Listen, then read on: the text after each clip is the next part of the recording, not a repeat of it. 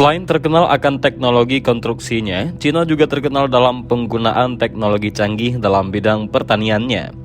Meskipun Cina ini memiliki wilayah yang sangat luas, namun tidak semuanya bisa diolah untuk lahan pertanian. Oleh karena itulah, penggunaan teknologi ini mampu meningkatkan produksi pertaniannya hingga beberapa kali lipat, sehingga mampu memenuhi kebutuhan pangan dalam negerinya. Dan berikut ini adalah teknologi pertanian yang digunakan oleh Cina.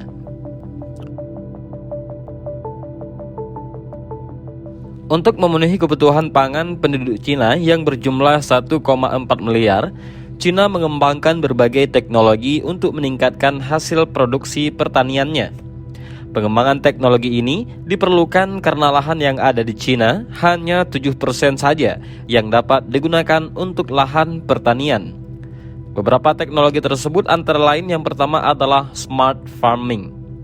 Sebagian besar beras yang dimakan oleh penduduk Cina dihasilkan di pertanian padi di Nongjiang di timur laut Cina.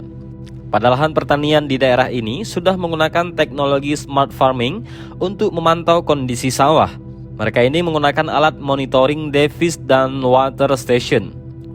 Kedua alat tersebut dipasang untuk mengukur data secara real time seperti suhu dan juga sinar matahari, dan weather station tersebut terhubung dengan aplikasi smartphone yang bisa dilihat oleh para petani setempat untuk memantau kondisi sawah padi mereka setiap saat. Pada smart farm ini terdapat 200 monitoring device dan 20 meter station yang sudah menggunakan jaringan 5G.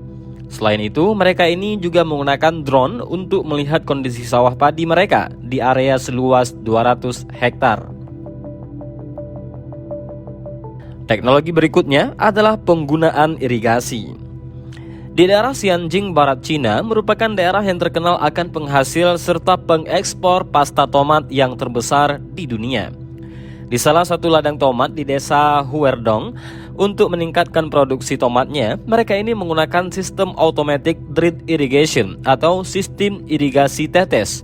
Sistem irigasi tetes ini dapat menghemat air dengan membiarkan air menetes pelan-pelan ke akar tanaman, baik melalui permukaan tanah maupun langsung menuju ke akarnya.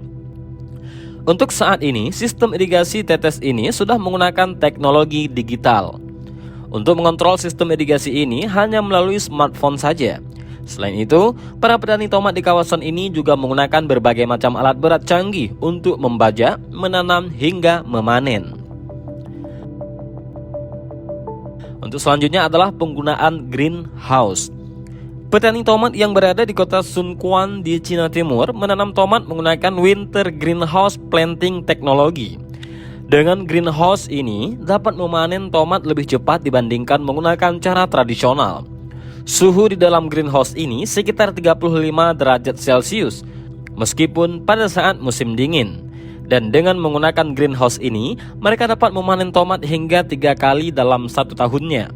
Selain itu, pada greenhouse ini juga menggunakan lebah untuk membantu melakukan penyerbukan pada tanaman tomat, di mana seekor lebah dapat menyerbuki sekitar 2000 tanaman tomat per harinya, dan dibutuhkan sebanyak 4 kotak lebah untuk menyerbuki semua tanaman tomat pada greenhouse ini.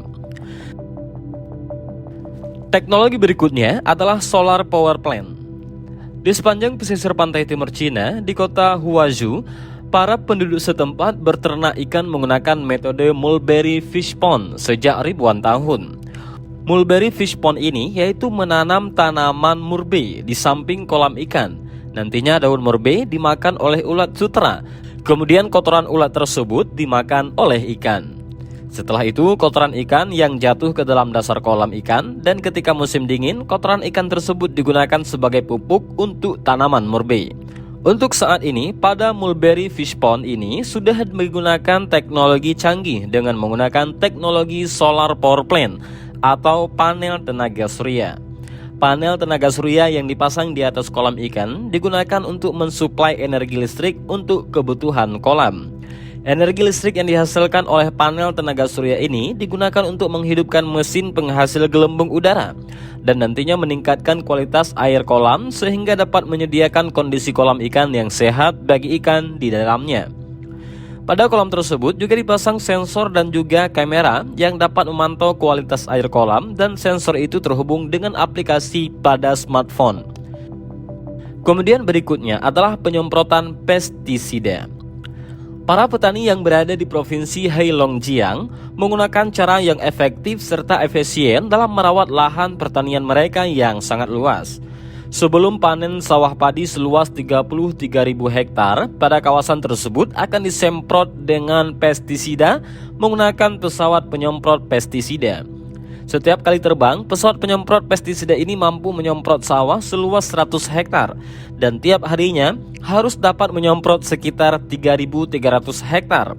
Sehingga untuk menyelesaikan sawah padi seluas 33.000 hektar, harus dilakukan sebanyak 300 kali penyemprotan. Selain menggunakan berbagai macam teknologi canggih, ternyata Cina ini juga masih menggunakan metode sederhana, yaitu terasering. Terasering memiliki peranan penting dalam pertanian Cina.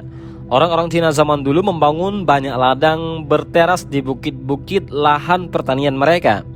Ada beberapa di Cina yang lahan pertaniannya ini dibuat terasering, namun yang terkenal adalah Honey Terraspil atau yang disebut juga dengan terasering Yuanyang. Terasering Yuanyang ini terletak di Kabupaten Yuanyang di Provinsi Yunnan. Terasering ini merupakan sebuah mega proyek yang dibuat oleh orang suku Han sekitar 1.300 tahun yang lalu. Dan di daerah ini terdapat terasering yang jumlahnya sekitar 3.700.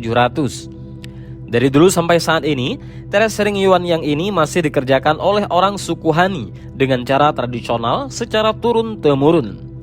Orang Han membuat terasering di lereng pegunungan dan bukit yang berada 2.000 meter di atas permukaan laut, dan tingkat kemiringannya mulai dari 15 hingga 75 derajat.